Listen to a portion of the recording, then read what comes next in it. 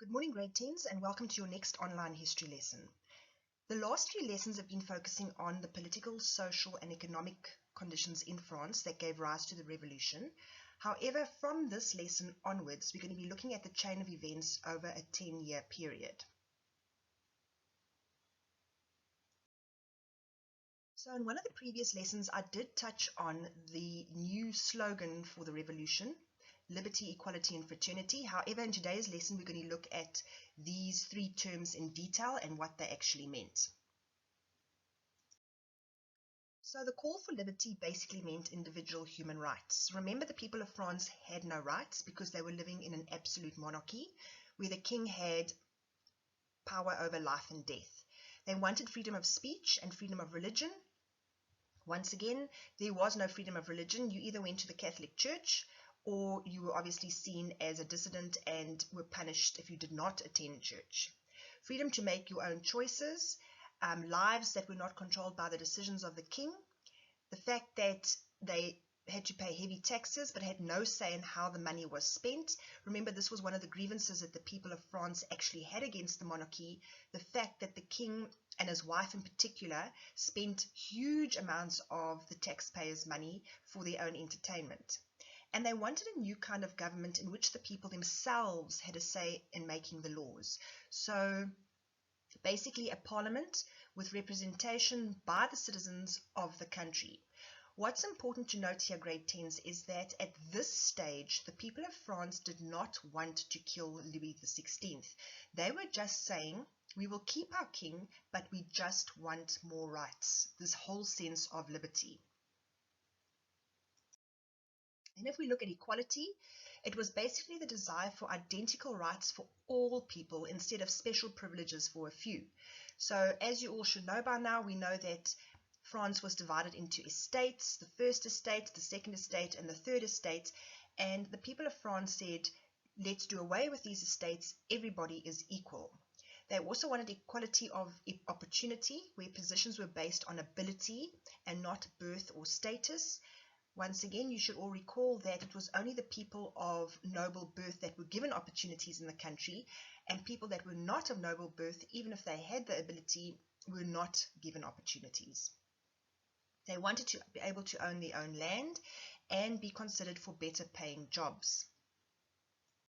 Then in terms of fraternity, which basically means brotherhood, the revolutionaries believed in a sense of belonging and of working together for the same purpose, for the good of the community. So no longer this class system where some people had privileges and other people did not, that everybody was the same, that it was basically a brotherhood. They did not want a society to be split into three classes with different aims and goals. So we are now going to start looking at the significant events of the revolution, like I said earlier, over a 10-year period. So this revolution did not take place quickly. It was a long process, and we're going to start obviously when the revolution starts in 1789.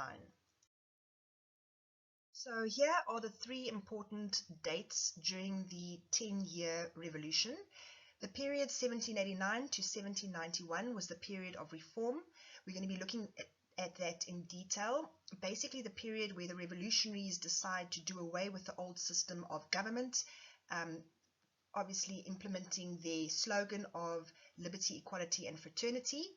Then we have the period 1792 to 1794. Not a good period at all during the revolution, the period of violent change. Unfortunately, there was a lot of counter-revolution in France because a lot of people felt that the Revolutionary Party had gone too far in terms of their reforms, and the revolutionaries then had to basically get rid of the counter-revolutionaries by means of terror tactics.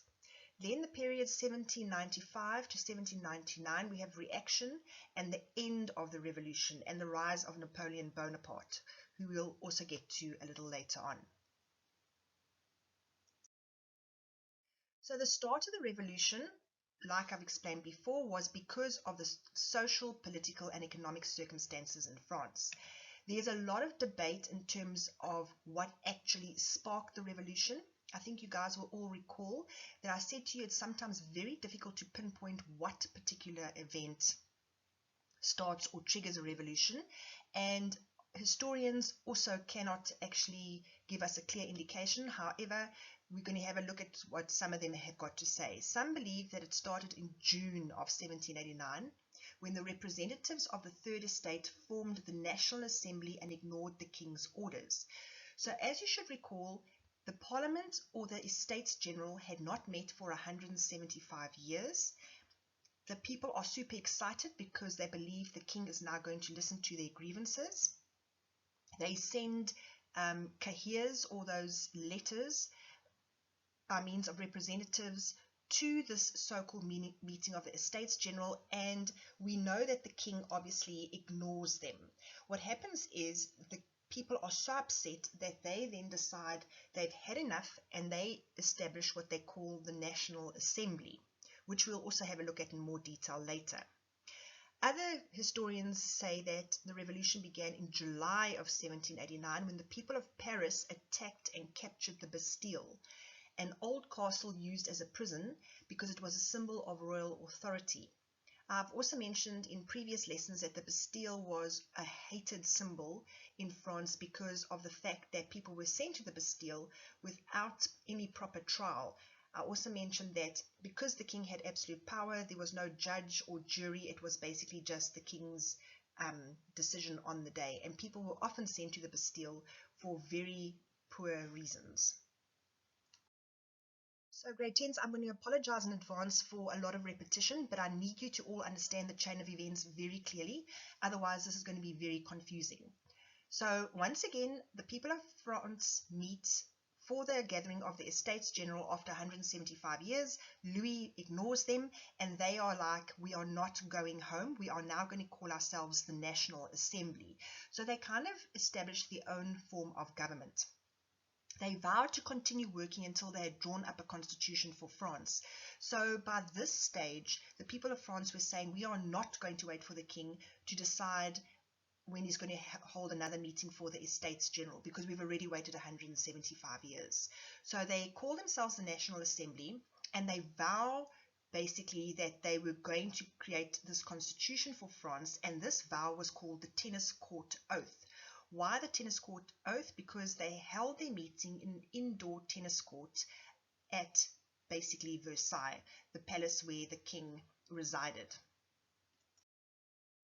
This is just a painting of what the indoor tennis court looked like, very much like a squash court, but bottom line is you can see there was seating up on the top floor for obviously visitors to watch the tennis court. So very fancy actually, grade 10s. You can see why the people of France were dissatisfied, because this was the kind of luxury that was going on in the palace at Versailles, yet the peasants were actually dying of hunger in the cities and in the countryside. The other two estates were forced to join the process of reform. So when we talk about the other two estates, we're talking about the first and the second estate. So we kind of fast forwarding here. We've got the third estate that meets at Versailles. They call themselves the National Assembly. They take this oath in the tennis court and vow that they need to get a constitution for France. And eventually the first and the second estate have to join the process, because why? They are basically a minority in French society. So discussions actually about a new political system in France begin here. Progress was obviously slow, and the people in Paris become impatient.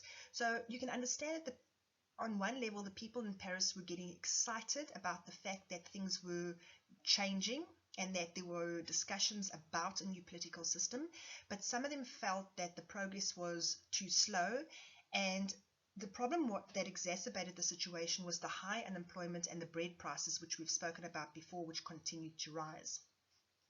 So by July of 1789, the people in Paris were spending 75% of their wages just to buy bread. And we all know that that percentage went up to close to 80%. Because the people in Paris were becoming more and more dissatisfied, the king is advised that he needs to obviously put a lid on a potential revolution, and he calls up soldiers to Paris and the Versailles area in case of trouble. The people, unfortunately, of Paris thought that he was planning to close down the newly established National Assembly by force, and this made them very, very angry. The problem with Louis was that he never communicated with the population, so he would do things and the people would often misinterpret what he was doing, and this is one such case. They feared that any progress that had been made would be lost, and on the 14th of July 1789, a crowd of angry people stormed the so-called hated Bastille, this prison where people were sent without trial or jury or any of those things. So this is just once again a painter's depiction of the storming of the Bastille. What do? They kill the governor of the Bastille and some of the soldiers who were defending it and released the few prisoners that they found inside. It says, when news of the fall of the Bastille spread, ordinary people throughout France became involved in the revolution. So here we can see that some people say that the revolution started with the beginnings of the National Assembly. Other people will say that the revolution started with the storming of the Bastille in Paris. Once again, a contemporary cartoon showing the Third Estate welcoming the nobles and the clergy to the ranks of the National Assembly in June 1789. This is the last slide for today, grade 10s.